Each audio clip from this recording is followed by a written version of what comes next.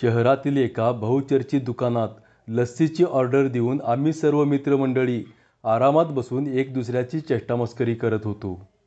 तेवढ्यात 70-75 वयाची म्हातारी स्त्री पैसे मागत माझ्यासमोर हात पसरून उभी झाली.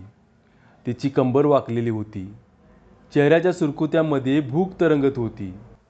डोळे खोल गेलेले पण पाणीदार होते. तिला बघून मनात न जाणे काय आले. मी खिशात पैसे काढण्यासाठी घातलेला हात परत रिकामाच बाहेर काढला आणि विचारले, आजी लस्सी पिणार का? माझ्या असे विचारण्यावर आजी कमी आणि माझे मित्र जास्त अचंबित झाले.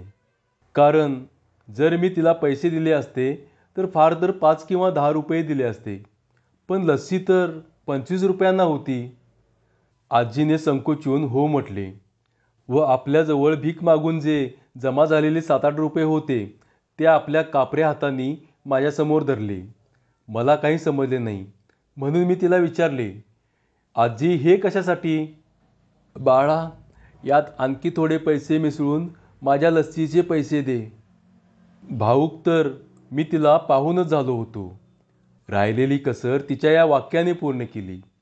अचानक माझे डोळे भरून आले आणि भरल्या गळ्याने मी दुकानदाराला दिलेल्या ऑर्डरमध्ये आणखी एक लस्सी वाढवण्यास सांगितले.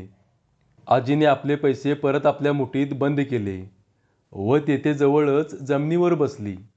आता मला आपल्या लाचारीचा आभास झाला, कारण मी तेथे उपस्थित दुकानदार, आपले मित्र आणि इतर बऱ्याच ग्राहकांमुळे तिला खुर्चीवर बसायला सांगू शकत नव्हतो. कोणी टोकणार तर नाही ना याची मला भीती वाटत होती की एका भीक मागणाऱ्या म्हाताऱ्या स्त्रीला त्यांच्या बरोबरीने बसवल्यावर कुणाला आपत्ती न व्हावी. पण ज्या खुर्चीत मी बसलो होतो ती मला चावू लागली होती. लस्सी ग्लासात भरून आम्हा सर्व मित्रांच्या आणि म्हाताऱ्या आजीच्या हातात येताच मी आपला ग्लास घेऊन आजीच्या जवळ जमिनीवर जाऊन बसलो. कारण असे करण्यास मी स्वतंत्र होतो आणि यावर कुणाला आपत्ती असण्याचे कारणच नव्हते.